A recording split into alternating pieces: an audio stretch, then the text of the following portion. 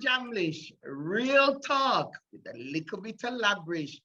Yes, audience, here we are again, and we pull up the screen today.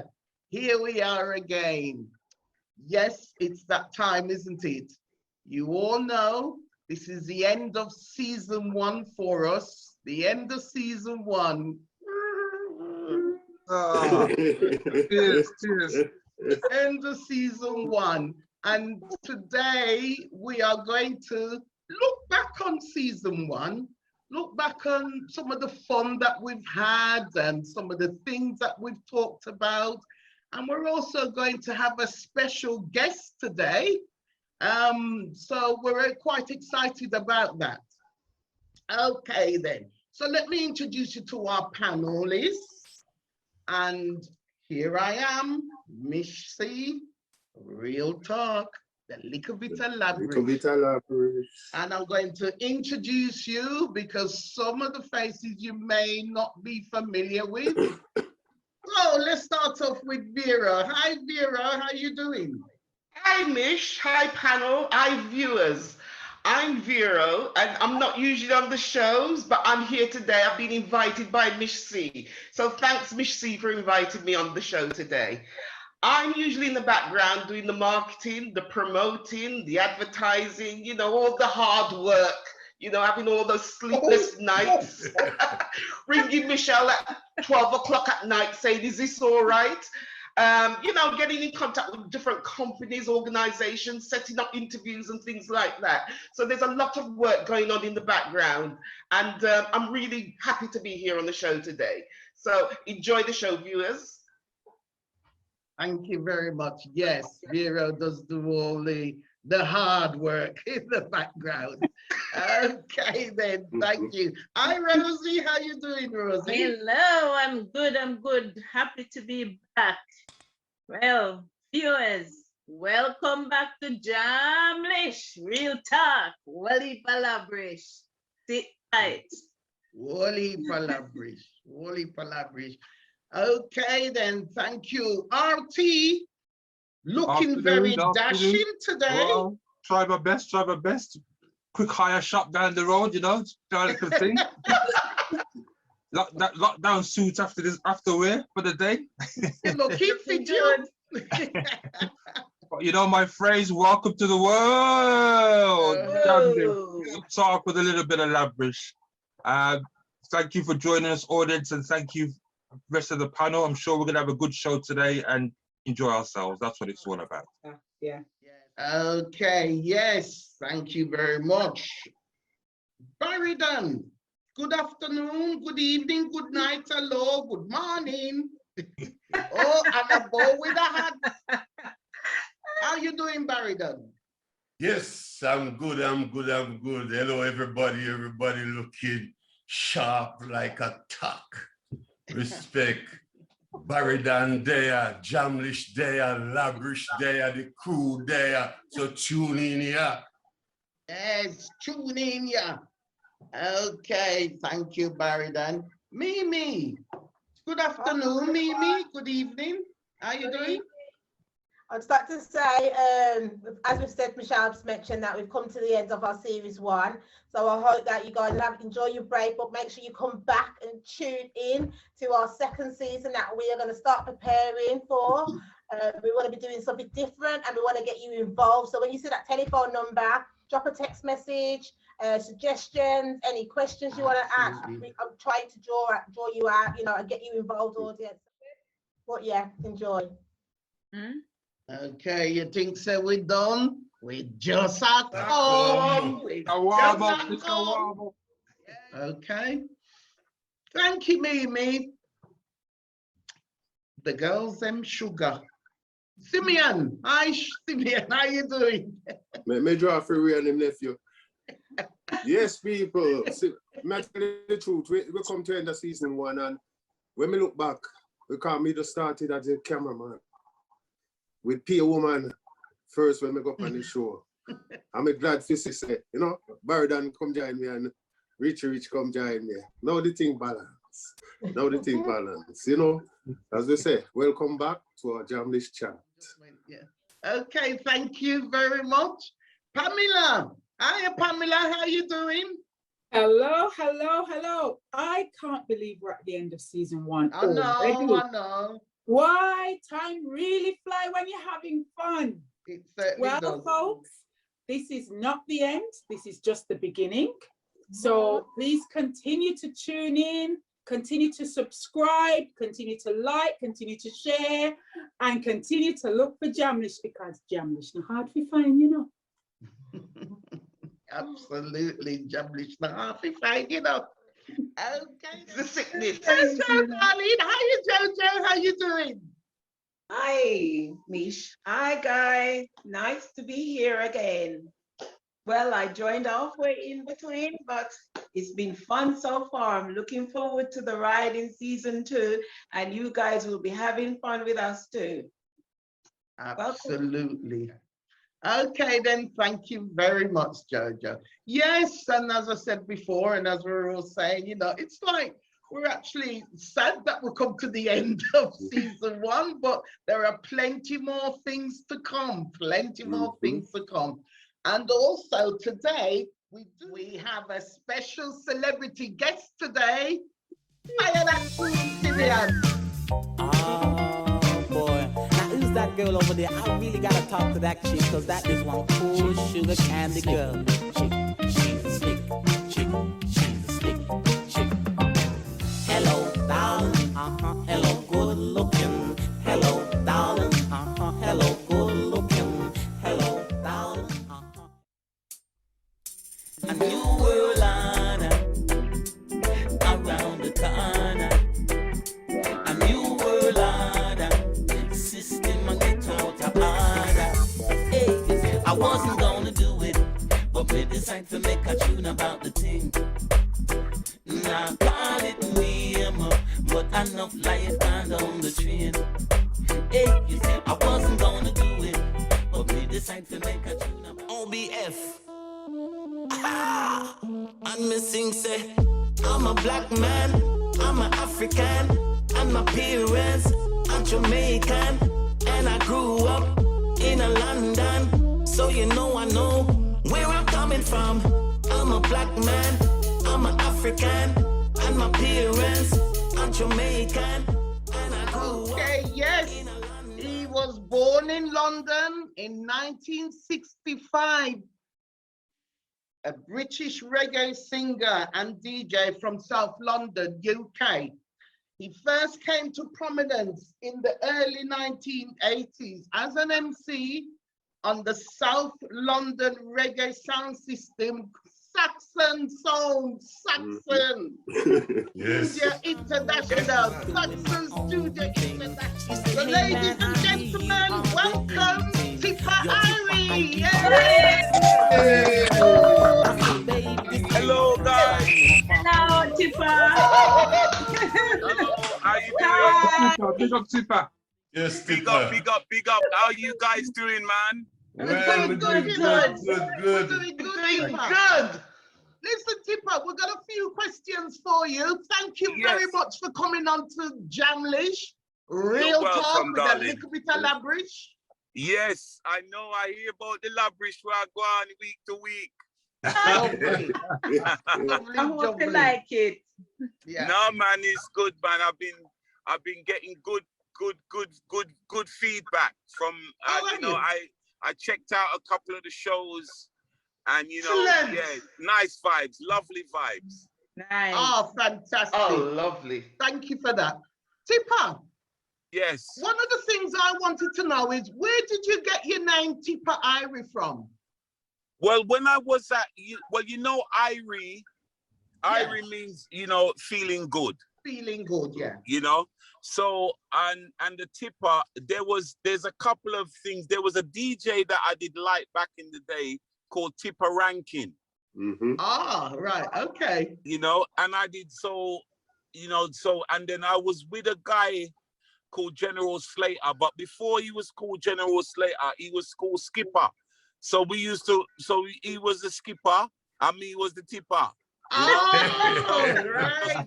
Nice one. So I just keep the name. I kept the name. Cool. I kept the name, and instead of, because there was a lot of rankings around. There was Trevor Yeah, Rankin, there wasn't it? Yeah, and you know, Ricky Rankin. Yeah, so me say, you know what, me I go call myself Irie. You know? Irie. So me just say, yeah, Tippa Irie. So I just gave myself the name, and then it kind of just stuck. It just stuck with me, you know. And that seat is taking you right through, isn't it? So one of the other things. What was he gonna say then? No, I said it's taken me all over the world, so I have to. Yeah, excellent. Yeah, absolutely, it has, isn't it? So, yeah. Has anybody got any questions for Tippa? I have. I've got a question. Hi, hello, Tippa. Hi, darling. I'm Vero. I'm a super fan, by the way. I'm a Okay, super fan.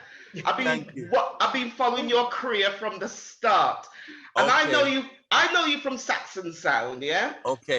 Yes. I've done a bit of research on you, and you've been involved in some other sound systems before Saxon. So tell us, how did you get involved in the sound system business? Well, basically, it started with my dad, you know, because my dad had a sound system called Musical Messiah, you know, and so in the early, late 60s, early 70s and whatever, I grew up, you know, listening and watching my dad play his sound system. And then, of course, I used to go to school with Commander B, that was on Choice FM and he was on Vibes FM. We had a little youth sound called Tipograph, and then I linked up with Mikey as well, a brother. I don't know if you know MJR Roadshow, Mikey that passed away recently. Mikey used to have a sound called Mikey Dread. So I used to. So my cousin Gary took me to link up with Mikey, and then Mikey took me to link up with Cecil Rennie from King Tubby's. And those were all of the sounds that I linked up with before I joined Saxon. Oh wow! How did you get to join Saxon then? What happened? How did you? Because Saxon is to me Saxon's a super sound, because you know there's so many well-known DJs. You know, I'm Maxi Priest, Smiley Culture. Come on, tell us a little bit more about how you got to be involved in Saxon Sound. Well, I was at a talent competition at Ferndale Sports Centre. Yes. You know, I don't know if you remember Ferndale Sports Centre in Brixton. No, not quite. Well, it's a sports centre. Well, they used to have talent competitions there. Right. And I was entered into this talent competition there, and Dennis Rowe and Musled from Saxon Sound, they were there. You know what I mean? So basically, they just kidnapped me. They say, "Yo, look, you gotta come to Southeast London and come and chat on our sound as well." You know what I mean? Right. So I said, "Okay, not a problem. I will come and take a look." And then when I went down there. They had Peter King there, Maxi Priest, Daddy Colonel, Roger Robin, all these guys, you know, Papa Levi, they were all there. So I liked the vibes there. So I just continued going to their dances, and then we developed a close relationship, a working relationship. And then before you knew it, you know, you had Daddy Rusty, Sandy, Tippa Irie, Daddy Colonel, and Papa Levi. Papa Levi. I know all those names. We all worked together on the sound, and Roger Robin, Neville Morrison, you know, and Max, they used to be the singers. And then the rest is history, you know. We just started to go up and down the country and tour and everything. And then from the sound, then it crossed over into us making records. Absolutely brilliant. Can I just ask one more question? It's a short question. Who is your musical influence? Who influenced you? There's three of them that I I mean, obviously there's the teacher, which is Daddy Uroy. Yeah. But and then from my era, you have like there's a DJ called Professor Nuts. Yes, man. And then you have Papa San and Lieutenant Stitchy. Yes. My God, Lieutenant Stitchy. Yeah, but there's so much of them because then you also got Brigadier Jerry, Charlie Chaplin, and Josie Wells. Yeah. You know? Yes. So there's just too much of them that I really admire, and that inspired me when I was young. Fantastic. Thank you very much, Tippa. Thank you. Next question. Yes, Tippa. When I first hear the name Tippa Irie, straight away, what do you think me say? As a Jamaican. Okay. You see? And I know you're born in London, but did you grow up any time in Jamaica? Get any experience growing up in Jamaica? Well, I obviously my parents and my father and my mom would come from a place called Trelawney, a place called Troy. So when I was young, I used to obviously we used to go. They just used to take me over there on holiday. So I went a couple of times on holiday, and then as an adult, you know, basically, you know, my mom and my mom built a house in Ochi, you know. So me and my sister basically finished the property because my mom passed away now, God rest her soul. And so, you know, I kind of kept going, you know, but I didn't live there. I didn't live there for no length of time. It was just like 6 weeks, come back, 2 months, come back, 2 weeks, come back. It just depends. And because I'm always on the road as well, you know, so I would be there for a little while before this lockdown madness, you know. I'd be always on the road. So even if I go to Jamaica, I'd go for a month, and then I'd get restless and want to go and perform somewhere. So that's what would. So I didn't really live there as such for no length of time. It would just go and come back and forth, back and forth, back and forth. Okay. Nice. Yeah, Tippa, you did mention some big names there, and I rank you up there with them. And thank you. The reason why I'm ranking you up there, I'm going to ask you a question. You might, I don't know if you're going to give me an answer on this. Lieutenant Stitchy, Brigadier Jerry, Papa San, you, and maybe a few more, with the fast talking DJs I ever heard. Who would you say? Who would you say up there number one? Because I can't find a winner up there.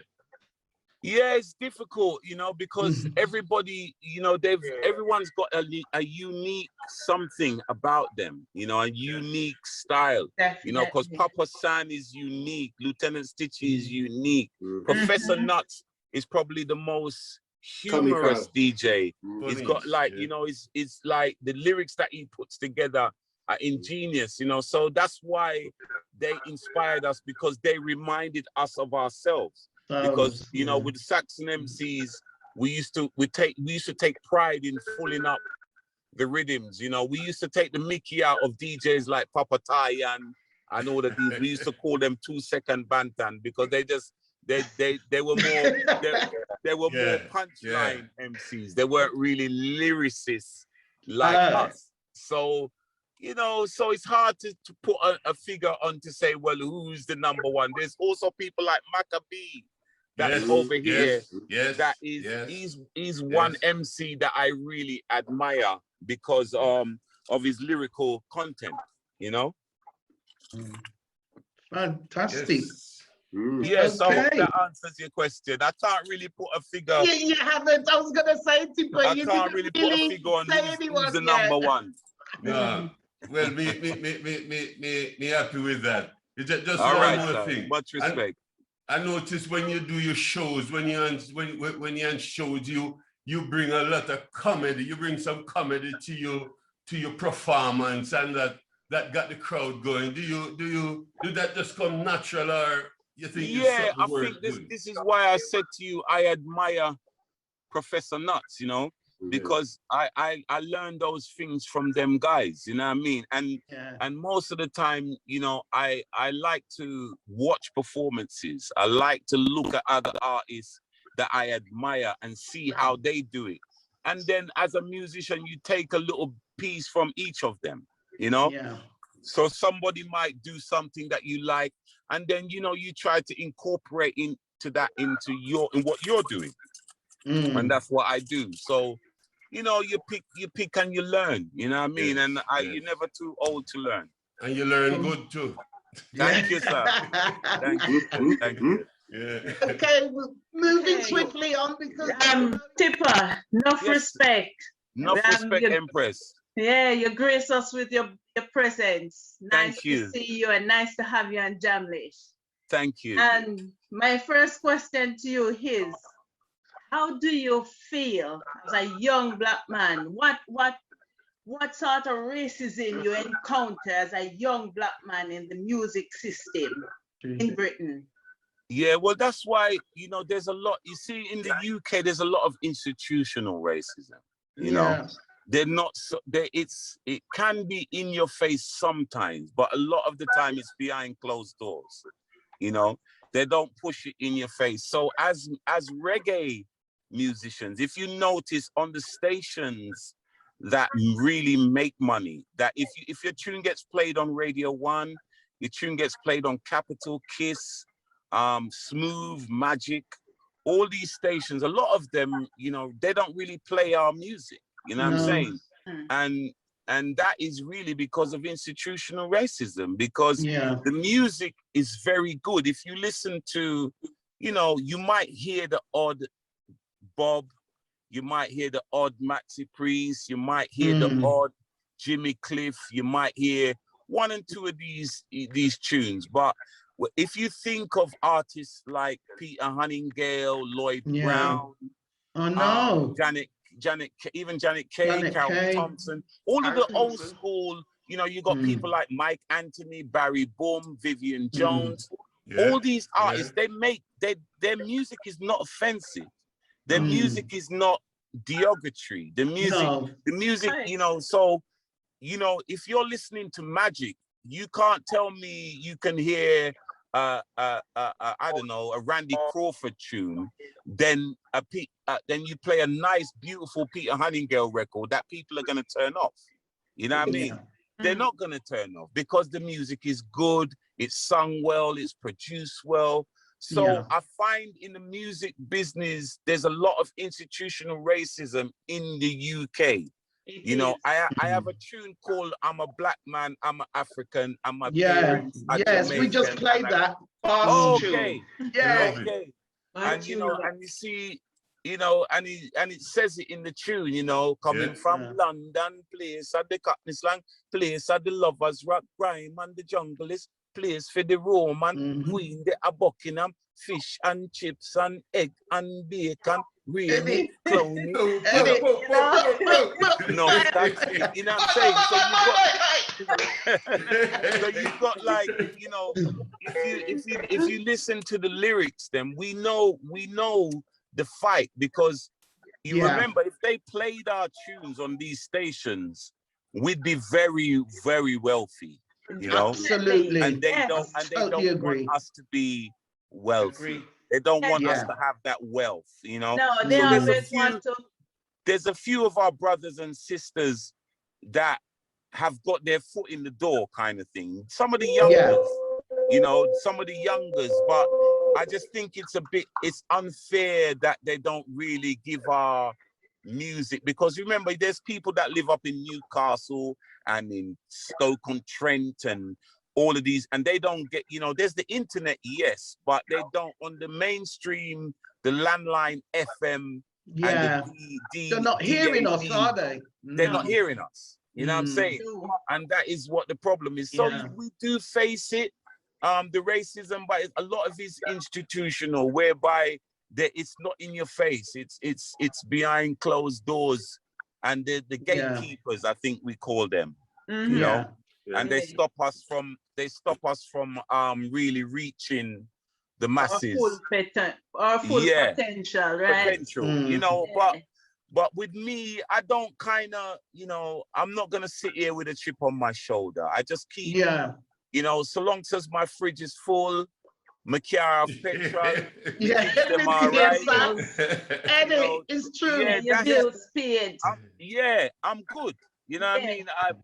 I'm still happy. You know what I mean? People still make me, you know, I just went to, where was I today? I went to B&Q today. Yeah. And the staff started to check me, say, who are you? They keep coming up to me because everybody that came down the stairs was a brother or sister. Tippa, how are you? All right. And then I went and I walked a couple of more yards, and then another person said, Tippa, how are you, man? I'm all right, man. I'm cool. How you doing? And then so the lady said, who are you? She said, are you famous? And I'm like, I said, yeah, to my people I am, but you know,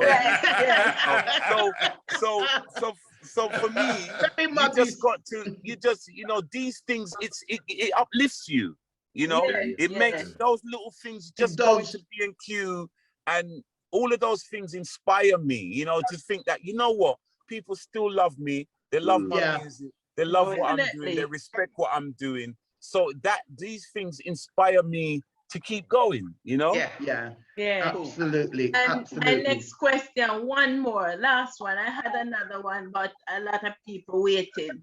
So I know we do a show, cooking show. Okay. And we talk about food and all that. Yeah. And I love cooking. And them say the way to a man's heart through them stomach. That's very true. For you. Very true. It's very true. 100%. 100%. Well, my missus, if I'm working and she know that she wants to get me home, then what she will do is tell me what's going on in the kitchen. And then because I'm going to my studio now, but then if I know if she wants me to get it, she said, boy, I'm gonna cook this, you know. I'm gonna cook that, you know. And then the next thing you know, you're at home, innit? Because you want to get some. Absolutely fantastic. So you like them thing like chicken foot and tripe and bean and no, we don't. He's a Londoner. He's a Londoner. I like chicken, but I don't know about the food. Yes, right. So, just quickly, what's next for you? What's the next thing that you're going to be doing? Oh God! Well, I got a brand new album coming out, and it's called "I'm an African." Yeah. Right. Oh, okay. So you the same tune there that you played earlier. Yeah. You know, I've done the album. I got the last tune today. Actually, the guy sent me the mix.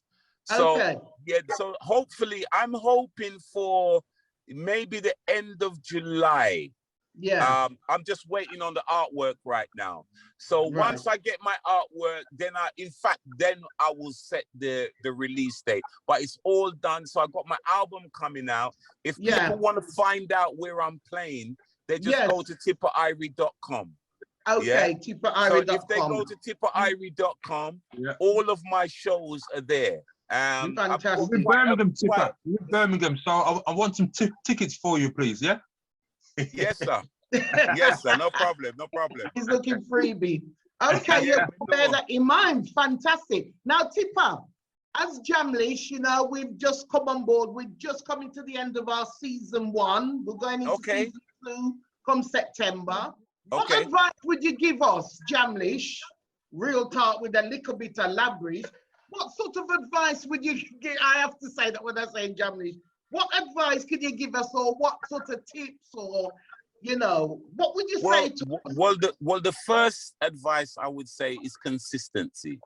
Yes. Yeah. So you got to be consistent, especially with this kind of show that you're doing. You've got to, even if there's only 2 of you that can do it, right? That 1 week, you know, make sure you continue to keep doing it, because the more consistent you are, it will build and it will grow, and people will start to really look forward every week, or every, you know, whenever, if you do it every 2 weeks, every month, or every week, whatever, they're really looking forward to it. And you know, and then they will start to share, and it will spread and spread and spread and grow and grow and grow. And it's not, you know, you got to bear in mind, it doesn't happen overnight. My my friend runs Arsenal Fan TV, and he's now very successful, and it's taken him 5 years.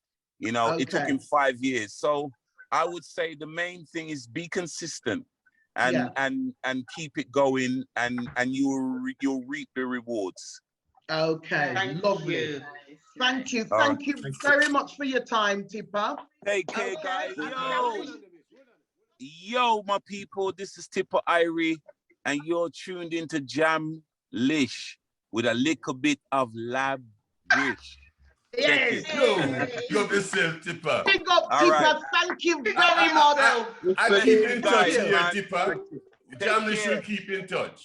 Yes, man. we will. One love. Yes, Tippa. And we'll have you on the show again. All right. Thank Take you. care, guys. You take care. Have a good day. All right. Bless.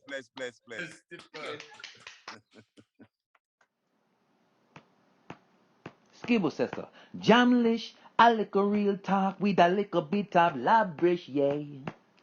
Jamlish, them talk real talk, them not talk no foolishness, no way. Jamlish, a little Jamaican wrap up in all the English, yeah. Jamlish, the real talk show with a little bit of Labrish. Skibble says so.